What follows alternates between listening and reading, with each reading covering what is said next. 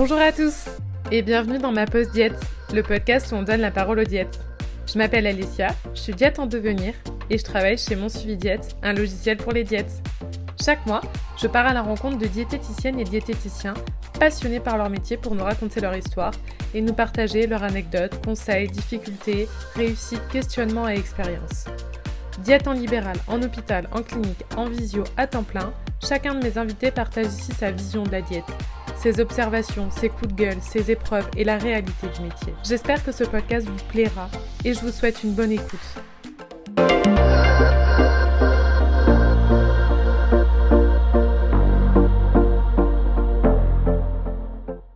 Caféine, dopamine. C'est vrai que tu parles souvent de la dopamine. Ah, je me suis calmée, hein. Je sais pas si t'as remarqué, j'ai un peu levé le pied sur le... Non, mais les micros, t'as jamais entendu, t'as jamais vu ces petites vidéos là d'ASMR Si tu veux t'entraîner, là tu veux nous le faire maintenant. Le végétal. Vous l'aurez compris, mon invité du jour déborde de dopamine. Adepte de l'alimentation végétale, grande défenseuse du droit des animaux, membre de l'Observatoire national des alimentations végétales, diététicienne depuis plus de 20 ans, c'est dans cette ambiance pleine d'énergie que nous avons enregistré ce podcast. Elle fait parler d'elle au travers des réseaux sociaux pour exprimer certains points de vue qui divergent, mais n'en reste pas moins ouverte au débat. Au programme, une discussion sur l'alimentation végétarienne, vous vous en doutiez, mais aussi sur le Nutri-Score et son avis bien tranché sur la question.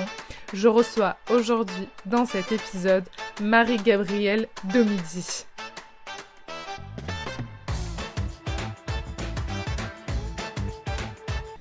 Bon, Allez. en tout cas, je suis contente qu'on fasse ce podcast ensemble. Ben, moi aussi. Et, bon, dans un premier temps, comme un petit peu comme d'hab, dans tous les podcasts, je demande un petit peu à ce que tu te présentes, parce que moi je te connais, mais pas tout le monde te connaît, donc est-ce que tu peux un peu te présenter à nous ? Depuis combien de temps tu officies, où, quand, tes formations ? Alors écoute, je suis une vieille diététicienne, hein. Je fais partie des dinosaures. Je remonte pas au temps de la préhistoire, mais pas loin. Moi je suis diplômée depuis 1998. Donc effectivement c'est pour ça que j'ai, on va dire, une petite carrière derrière moi. J'ai officié dans pas mal d'endroits, toujours en qualité de diététicienne, dans plein d'entreprises un petit peu différentes.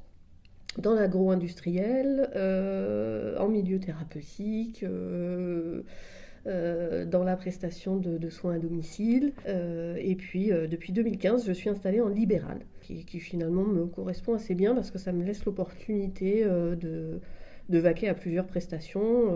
Voilà, je suis autonome et libre dans le choix de mes activités, de mes actions, et surtout sur les sujets qui me touchent. T'es en libéral en visio ou en cabinet ? Alors moi, pour l'instant, au départ, j'ai ouvert un cabinet sur Aix-en-Provence. Et puis, crise épidémie oblige, je suis passée sur la visio. Et c'est vrai que depuis, je suis restée 100% visio, ce qui me permet effectivement de toucher un large public. Donc, ta grande spécialité.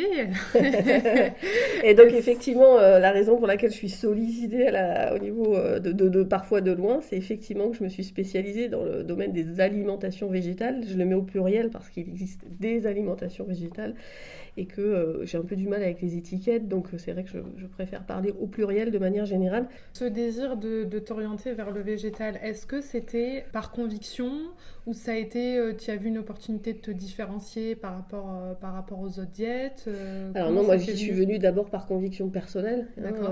Faut être honnête, effectivement, c'est que dans moi-même, j'étais dans un cheminement personnel par rapport à ce sujet-là.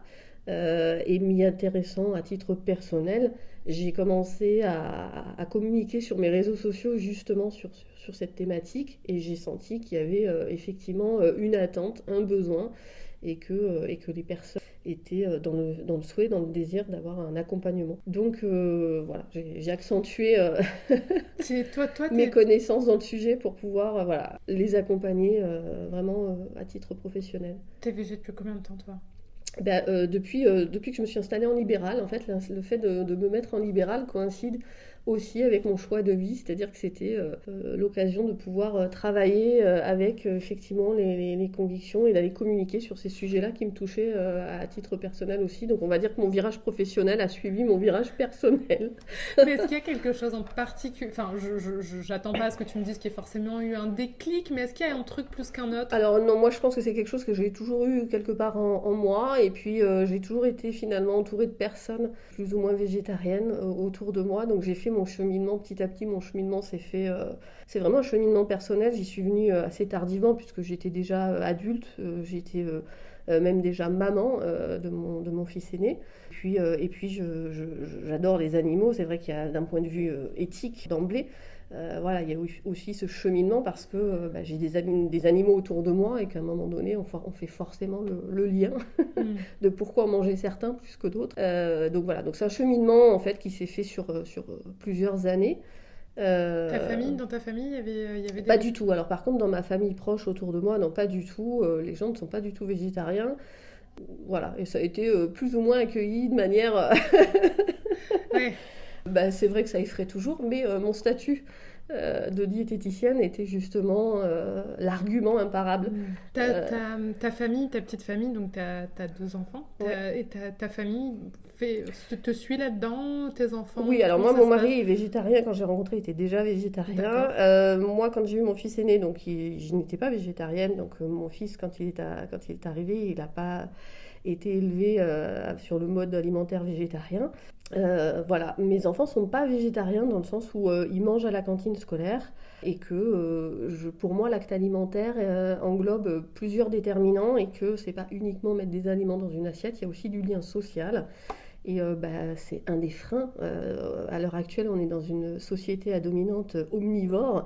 Et c'est vrai que c'est encore un frein au niveau social. Ça peut être compliqué. C'est déjà compliqué en tant qu'adulte. Donc je peux concevoir qu'en tant qu'enfant, Ouais. ce soit encore plus délicat. Donc je leur laisse le soin à la cantine de faire leur choix. Et Et de ne pas leur imposer parce à la que maison, je contextualise ça. à À la ça se maison passe? non plus. À la maison, évidemment, ils ont une éducation, j'allais dire, ils sont sensibilisés par rapport à l'éthique animale, par rapport à l'environnement. Là, aujourd'hui, ça ne les touche pas l'aspect santé, parce qu'ils sont trop jeunes, mais évidemment, je viendrai à leur en parler en temps voulu, encore que mon fils aîné, je le sensibilise un petit peu déjà. Mais Voilà. du coup, est-ce que depuis que tu t'es orientée vers l'alimentation végé, c'est quoi le type de patient que tu vas recevoir le plus? Est-ce que ça va être des patients qui ont déjà une approche de l'alimentation végé, des patients qui n'ont aucune conscience de l'alimentation végé, ou c'est vraiment Alors tout écoute, type? j'ai de tout profil. J'ai déjà des gens qui sont déjà dans l'alimentation végétale depuis quelques années et qui me sollicitent parce qu'ils veulent juste, parce qu'ils sont confrontés peut-être à une pathologie quelconque et qu'ils ont besoin d'être rassurés sur leur alimentation, ou même sans pathologie, je veux dire qu'ils ont juste besoin d'être rassurés sur l'équilibre nutritionnel. Et puis parfois j'ai aussi des gens qui sont dans un désir de transition alimentaire et qui veulent justement réduire leur consommation de produits animaux. Alors après, chacun est libre en termes de fréquence, et tout le monde ne veut pas aller jusqu'au végétarisme, voire le végétalisme. Effectivement, voilà, je suis sollicitée dans ce désir de vouloir réduire la consommation de produits animaux. Alors là, on va aller sur une question. Je suis quand même novice aussi en tant que diète, Ouais. et on va aller sur une petite question que je me pose. Ouais. Ce serait, quand tu reçois ces patients qui veulent faire cette transition-là, Oui. le plus gros problème, enfin ce qu'on peut se poser comme question, c'est ce besoin en protéines. Oui. Est-ce que, en proposant cette alimentation exclusivement végétale, tu arrives à avoir ce fameux apport en protéines? Comment tu proposes la chose? L'alimentation végétale est tout à fait compatible avec la vie à tout âge de la vie et même à toute période de la vie. Donc, c'est-à-dire même pendant une grossesse, un allaitement, même une personne âgée, les seniors ou même des gens très sportifs. On a d'ailleurs plein d'exemples de gens sportifs de haut niveau qui ont justement des muscles, qui sont loin d'être carencés. Donc c'est vraiment une légende, je pense, hein, l'aspect protéines avec les alimentations végétales.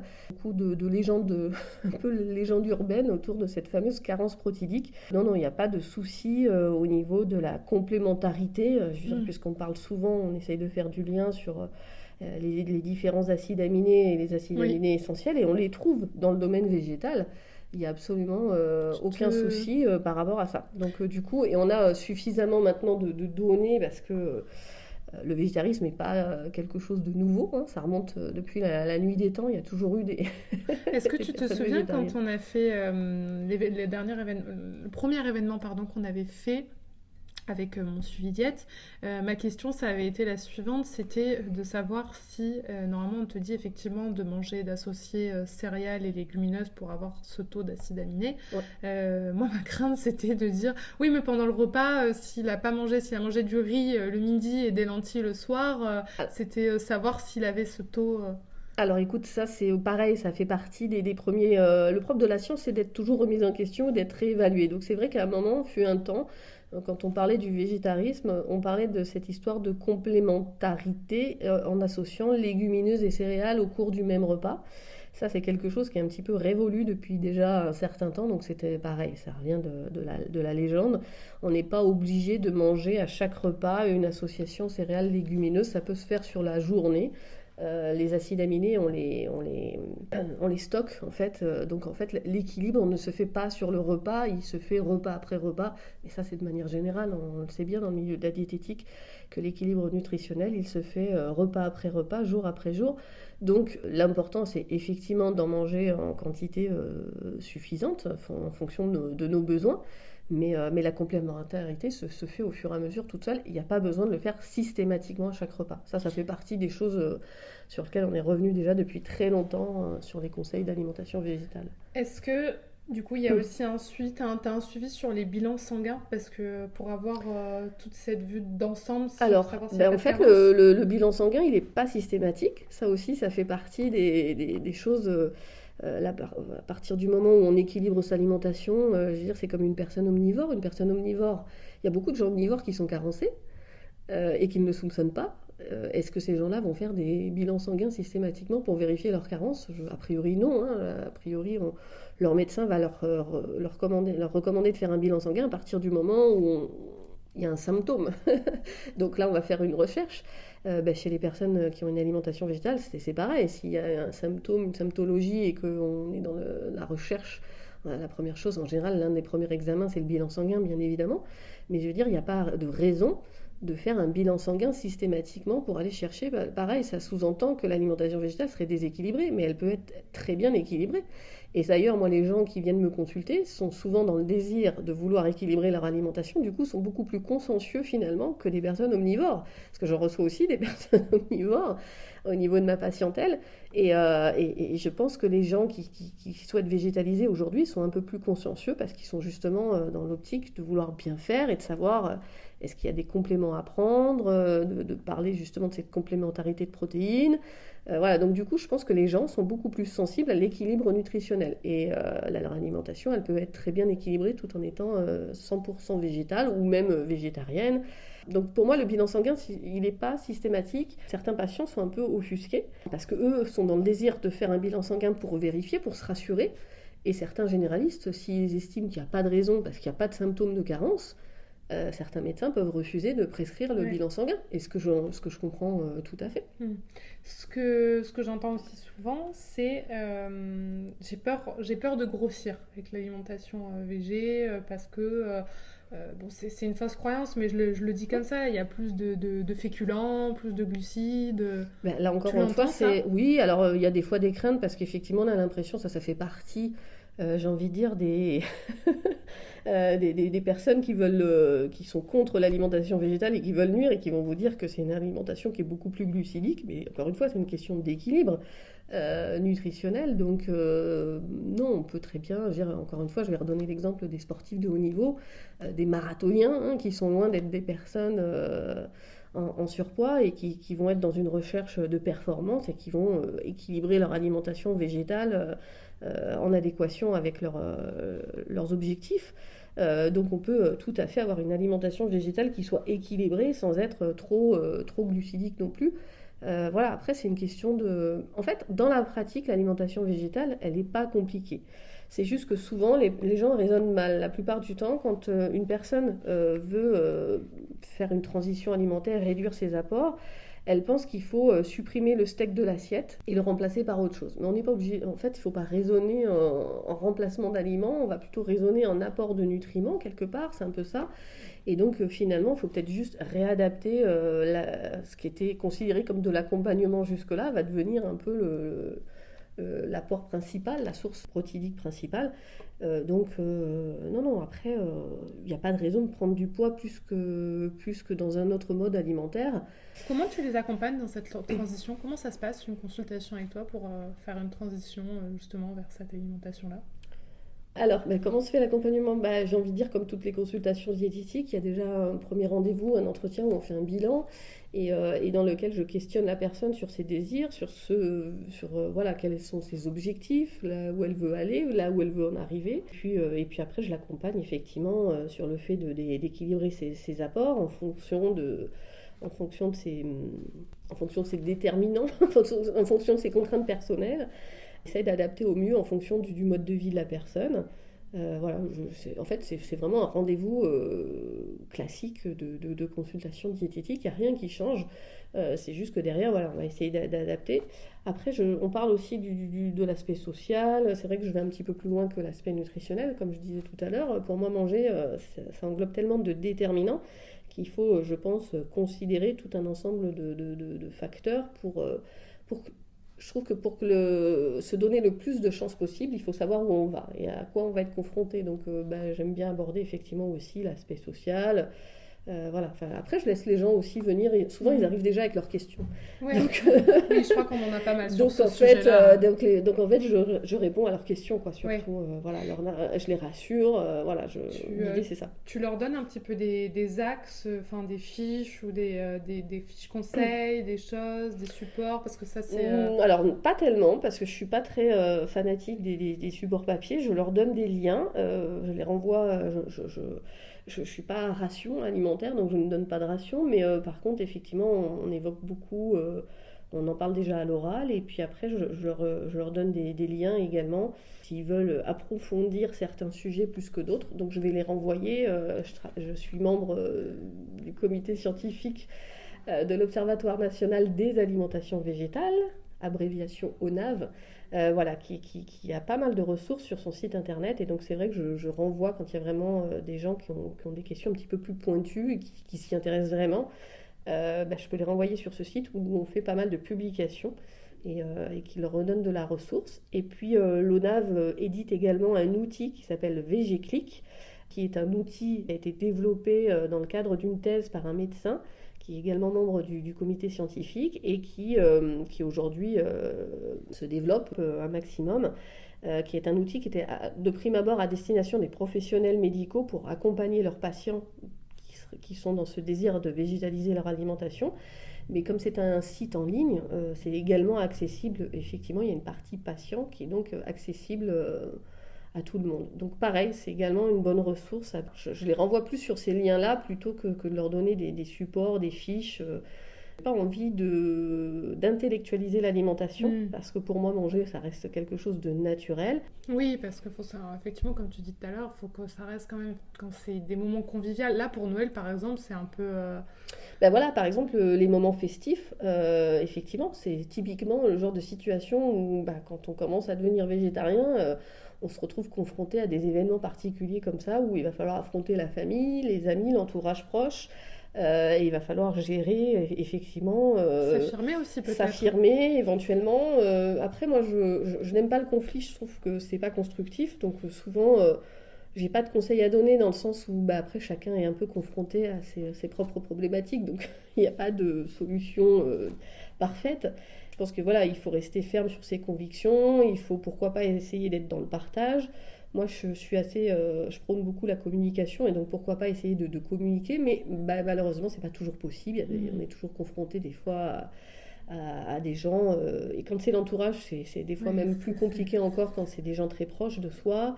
Il faut que l'événement reste festif, on est là pour un moment de partage familial, et donc l'idée c'est d'essayer de se dire chacun est avec ses convictions, et puis on essaye de se respecter mutuellement. Voilà, j'essaye d'encourager en disant voilà. D'ailleurs, j'ai vu, tu es très active sur les réseaux, vous pouvez la retrouver sur NutriAds. Et j'ai vu dernièrement que tu avais fait un test de faux foie gras d'ailleurs. Oui. Tu testes en avant-première les produits pour Alors, Noël. non, là, alors c'est moi, hein, j'aime bien dès qu'il y a des nouveautés, parce que je n'ai pas de partenariat, je finance moi-même mes achats, ce qui me permet d'être libre justement et objective dans mes propos, dans mes jugements. Alors je le fais pas souvent, mais c'est vrai que j'aime bien quand il y a des nouveautés végétales qui sortent, et quand j'en ai la possibilité, effectivement j'aime bien les acheter, les tester. C'est plus facile, hein, je trouve, d'émettre un avis, de savoir de quoi on parle quand on l'a soi-même goûté. Ça me paraît déjà voilà, la base. Alors, ce faux foie gras là Eh ben écoute, très très bon. Moi je le valide, j'ai trouvé que c'est un rapport qualité-prix qui était correct, voilà, que c'est un produit très festif qui fait vraiment qui fait le job, comme on dit. Est-ce que les personnes qui viennent te consulter, les personnes qui vraiment sont sur l'alimentation végétale, j'ai cette sensation quand même qu'elles sont vachement renseignées aussi sur tout ce qui est alimentation, elles s'intéressent beaucoup. En tout cas, moi je l'ai pu le voir quand j'ai travaillé en magasin bio. Les personnes qui venaient par exemple acheter du faux foie gras, elles allaient vraiment s'interroger sur les ingrédients, la composition, d'où ça vient. Est-ce que tu retrouves ce genre de patients aussi? Alors, c'est-à-dire que les personnes qui sont déjà végétaliennes depuis très longtemps, ce sont des gens qui sont déjà convaincus au-delà de l'aspect, c'est-à-dire que le végétalisme et au-delà le véganisme.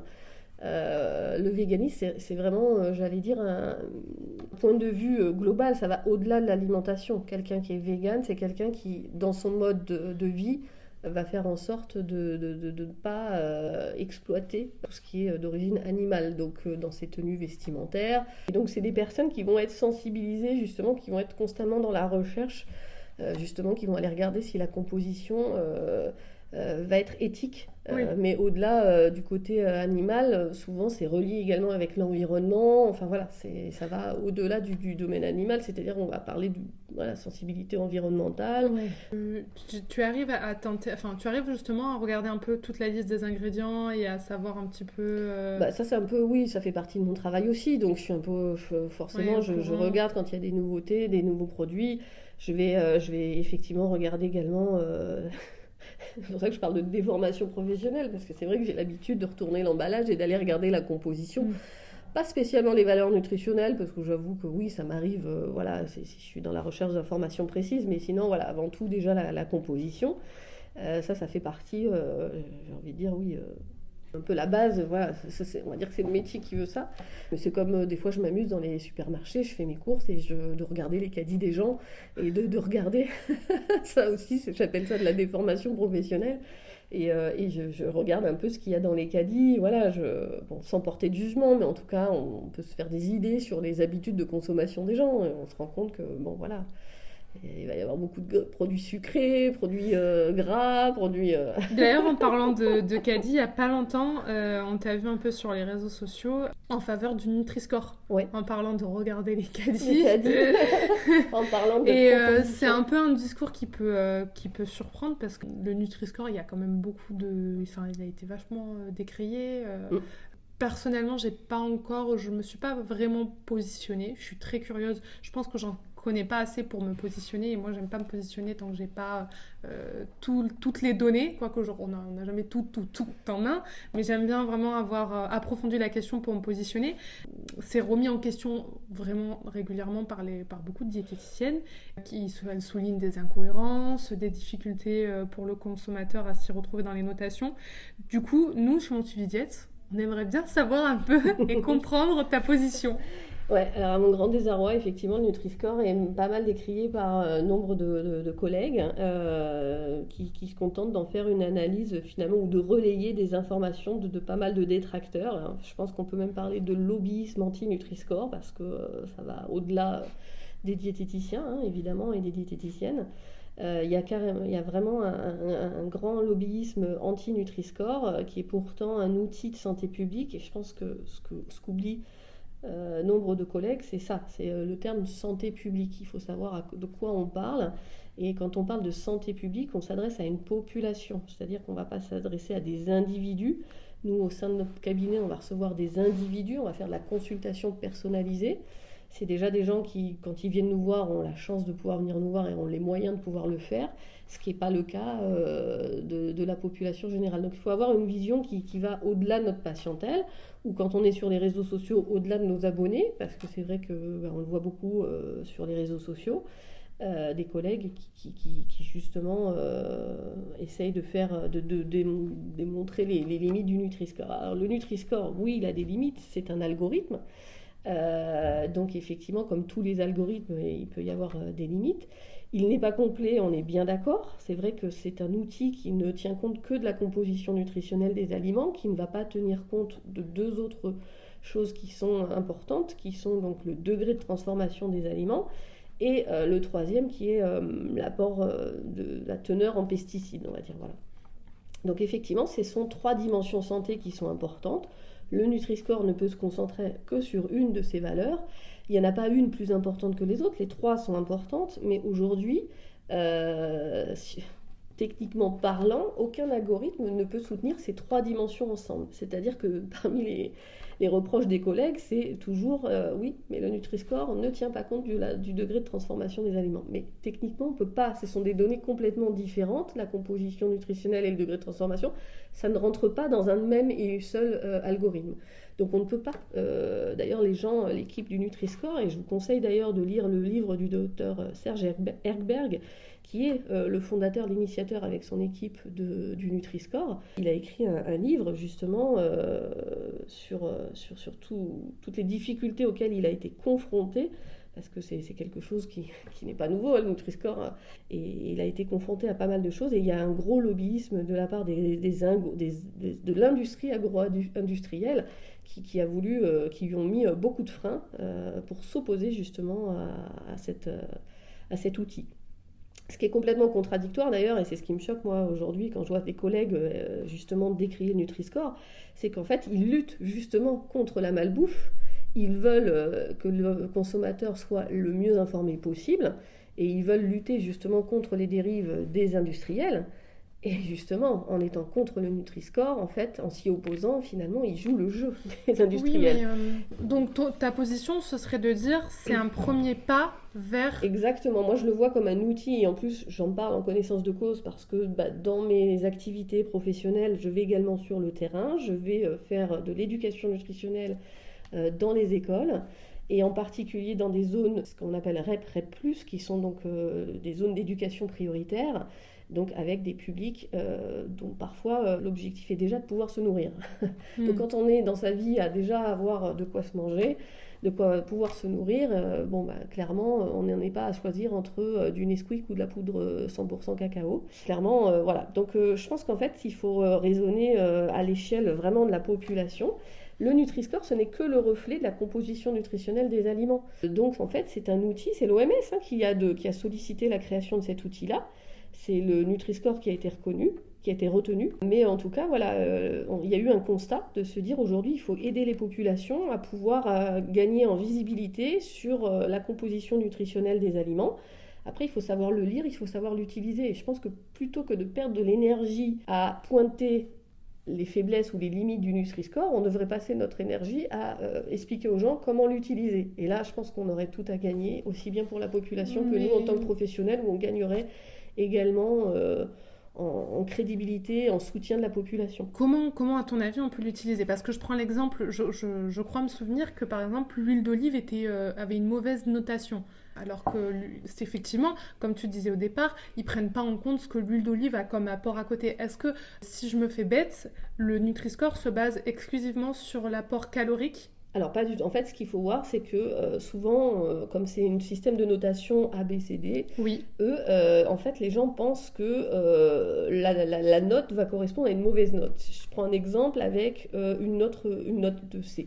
Si on va au rayon des yaourts, un yaourt qui est noté C effectivement, on va considérer que c'est une mauvaise note dans le sens où on sait qu'on pourra trouver des produits notés A ou B assez facilement dans ce rayon-là. Il y aura des yaourts nature sans sucre qui vont être effectivement notés A.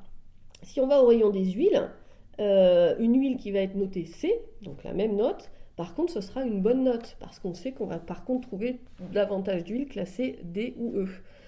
Voilà, donc en fait, c'est vraiment, voilà, en termes d'utilisation, il faut arrêter de penser que par exemple la note C, c'est une mauvaise note. En fonction du rayon où on est, ça peut être une très bonne note. Et puis, il ne faut pas non plus se dire que le Nutri-Score affiche un raisonnement binaire d'aliments bons ou mauvais.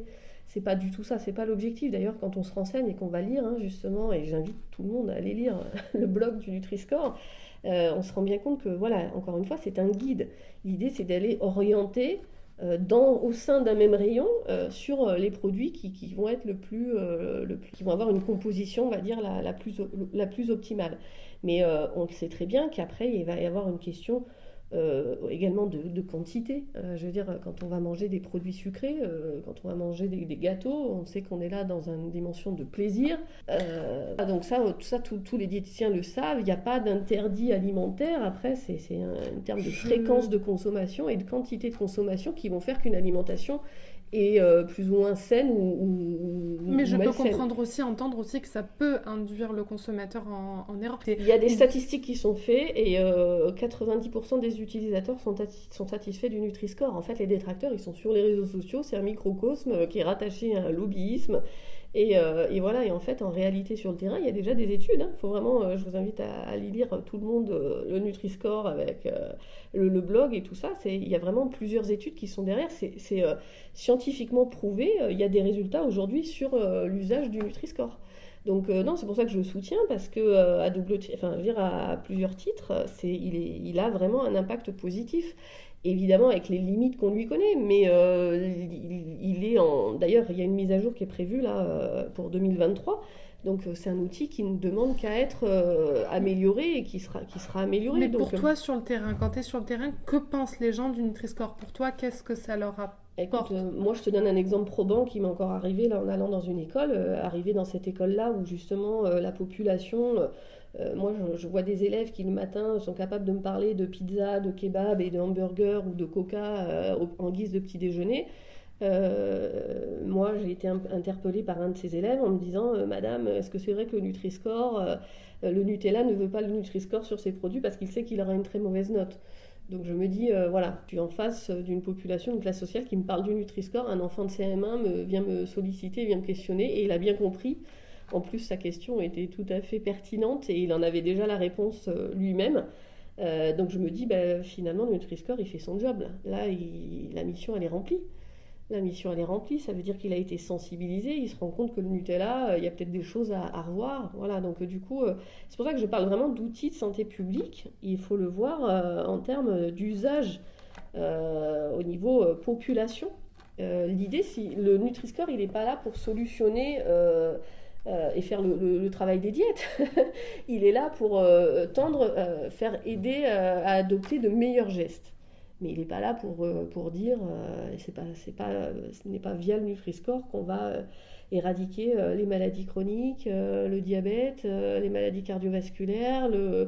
Voilà, c'est un outil d'aide de santé publique pour justement essayer de faire adopter des comportements entre guillemets plus sains, voilà, de faire adopter de meilleurs gestes, de sensibiliser, on va dire. Voilà. Mais est-ce que du coup pour toi c'est pas aussi, je me fais un peu l'avocat du diable, c'est pas aussi catégoriser les aliments en tant que bons ou mauvais?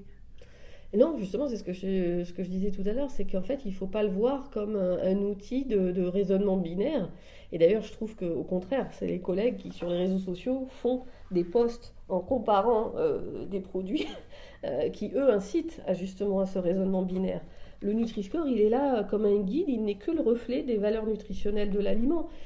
Donc en fait, l'idée, c'est d'aller justement aiguiller au sein d'une même catégorie vers le produit qui sera, on va dire... avec la composition nutritionnelle la plus correcte. Donc en fait, c'est vraiment un guide en se disant, mais ça n'interdit pas de manger le produit ou de... Voilà, après, c'est ce que je disais, l'équilibre nutritionnel, il se fait, en fait, il va y avoir une notion de fréquence et de quantité. Donc voilà, donc ça ne remplace pas un diététicien, Oui. ça reste un outil, un guide. Oui, non, comme je donnais l'exemple avec le système de notation et la fameuse note C, euh, en fonction du rayon où on va voir que le produit va être noté C, n'aura pas la même valeur en fonction, voilà, entre le yaourt et l'huile. On voit bien qu'on n'est pas du tout dans le même raisonnement. Du coup, d'après toi, il est pas suffisamment complet ce Nutri-Score à l'heure actuelle. Il faudrait le compléter par comment tu verrais la chose? Ah ben, l'équipe le sait, ils sont en train de faire, l'équipe qui est derrière le Nutri-Score connaît les limites, hein. Je veux dire, ce sont quand même des scientifiques, ce sont des épidémiologistes, enfin je veux dire, il y a quand même une équipe, et c'est pour ça que je veux dire, il faut voir en dehors de notre regard de diététicien, je veux dire, il faut peut-être s'intéresser un peu plus au sujet, approfondir l'intérêt qu'on a sur le Nutri-Score et ne pas se contenter de relayer des informations parfois fallacieuses qui vont à l'encontre du Nutri-Score. Il faut aller chercher à la source et on se rend compte qu'il y a quand même une base scientifique solide derrière le Nutri-Score avec des résultats probants. Aujourd'hui, le Nutri-Score donne des résultats positifs au niveau à l'échelle de la population. Encore une fois, je parle de population et non d'individus. Et l'équipe aujourd'hui connaît les limites, ils sont en réflexion, pourquoi pas apposer effectivement, enrichir le logo du Nutri-Score justement des dimensions sous forme graphique, justement du degré de transformation et également d'un label par rapport à la présence de pesticides. Tout ça, c'est des choses qui sont étudiées à l'heure actuelle dans l'objectif justement de l'améliorer. Et je le disais, ils procèdent régulièrement à des mises à jour de l'outil parce que l'équipe continue sans cesse dessus. L'équipe travaille sans cesse sur cet outil et donc il ne demande qu'à être amélioré. Donc aujourd'hui, oui, moi je crois que dans le temps, il ne va faire que s'améliorer et il n'en sera que plus performant. Pour revenir à l'alimentation végétarienne, c'est aussi ce qu'on lui reproche souvent aussi, c'est d'être transformé aussi, d'être ultra transformé. Qu'est-ce que tu réponds à ça? Alors là, effectivement, c'est souvent les détracteurs des alimentations végétales qui veulent s'opposer justement à ces modes alimentaires et qui vont chercher des raisonnements qui sont pour moi assez fallacieux parce que on le sait aujourd'hui, l'ultra transformation, elle est dans tous les produits et pas uniquement les produits végétaux. On peut très bien avoir une alimentation végétale sans passer par des produits ultra transformés. Mis à part ça, moi j'ai rien contre le fait de manger de temps en temps. On peut tout à fait avoir recours à des simili, ce qu'on appelle des simili carnés, hein, donc des steaks végétaux ou des nuggets végétaux, ou, enfin voilà, en tout cas ce qu'on appelle oui, des produits simili. Parce que l'acte alimentaire, pour moi, ne se réduit pas à consommer des aliments aussi vertueux soient-ils. Il y a également un aspect social, un aspect hédonique, un aspect culturel. Enfin bref, il y a tout un tas de déterminants. Encore une fois, je me répète, mais on parle aussi de charge mentale. Je veux dire, donc effectivement, aujourd'hui, on le sait, pour plein de raisons, on peut avoir recours. Enfin, moi, en tout cas, pour moi, il n'y a pas de bon ou de mauvais aliments. Et c'est pas parce qu'on va manger un simili carné parce qu'on a envie juste de festoyer avec des amis et de manger comme eux et de manger une fausse saucisse ou un faux steak, il n'y aura pas péril en la demeure, hein. Donc du coup, moi je ne suis absolument pas opposée à ce type de produits qui peuvent répondre à une attente sociétale à un moment donné ou une attente... Tu le conseilles plus dans un souci de partage de repas et de moments de convivialité que dans un apport... pourquoi pas de temps en temps, ça peut être aussi, je parlais de charge mentale, je veux dire, on peut très bien ne pas envie de cuisiner pour X raisons, on est tous soumis effectivement à des contraintes professionnelles, sociales, et donc de rentrer chez soi et de ne pas avoir envie de cuisiner, je pense que ça c'est arrivé à tout le monde, et bon, pareil, dans un repas quotidien, si ça peut dépanner, il faut voir qu'est-ce qui va être le plus délétère, la charge mentale ou le faux bacon. D'accord, et donc quand Moi, tu je reçois... raisonne vraiment au sens large et Oui. pas uniquement, c'est ce que je disais, et pas au côté vertueux des aliments. L'équilibre, pour moi, il se joue pas uniquement dans l'assiette, il se joue dans l'équilibre dans sa vie de manière générale. Donc, je veux dire, aujourd'hui, on connaît les effets du stress sur la santé. Bon, voilà, alors il y a peut-être une notion de nuance toujours à apporter dans nos propos, et c'est pour ça que je suis... moi, dans mes propos, je n'aime pas avoir ce raisonnement binaire, bon ou mauvais, et que je n'irai pas vous dire un produit est plus mauvais qu'un autre. C'est encore une fois une question de fréquence et de quantité. Donc, il faut juste trouver ce qui va être le plus confortable à l'instant T. Sûrement, ça coûte cher. Pareil, Manger financièrement, on s'adapte, mais en tout cas, aujourd'hui, quelqu'un qui mange végétal, a priori, c'est beaucoup plus économique qu'une ration omnivore, dans le sens où la ration omnivore, quand on voit le prix du kilo de viande, de poisson, de fromage, aujourd'hui, je pense que l'alimentation omnivore est beaucoup plus onéreuse qu'une alimentation végétale. Parce qu'encore une fois, on n'est pas obligé de passer par des produits transformés du commerce, on peut passer par des produits bruts qu'on va transformer soi-même. Parce que j'allais te dire, moi qui ai travaillé en magasin bio, Oui. j'ai pu voir le faux fromage, le faux bacon, enfin ça a un prix aussi. Les simili, effectivement, sont onéreux, il faut dire ce qui est. Par contre, si on compare avec leurs homologues d'origine animale, ils ne sont pas plus chers. Enfin, si on prend un simili fromage, il ne sera pas plus cher qu'un vrai fromage. Quand on regarde des fromages AOP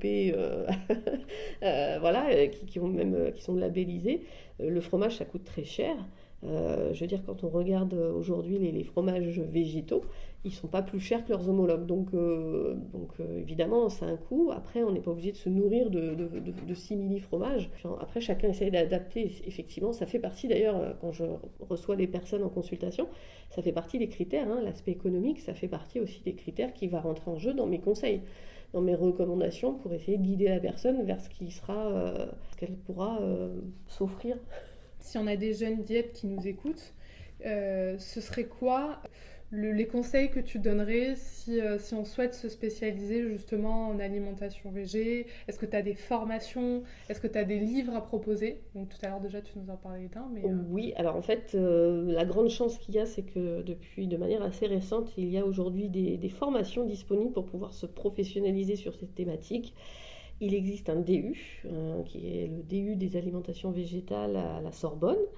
Et puis il existe également une formation qui est proposée par le CFDC, Florian Seffer, donc c'est une de mes collègues, Virginie Bach, qui a conçu cette formation qui est hyper complète et que je recommande plus parce que en qualité de diététicien et diététicienne, elle est vraiment, c'est vraiment un outil de base. En fait, pour moi, c'est, je pense, la meilleure formation actuelle si on veut être bien formé pour pouvoir accompagner ces gens-là.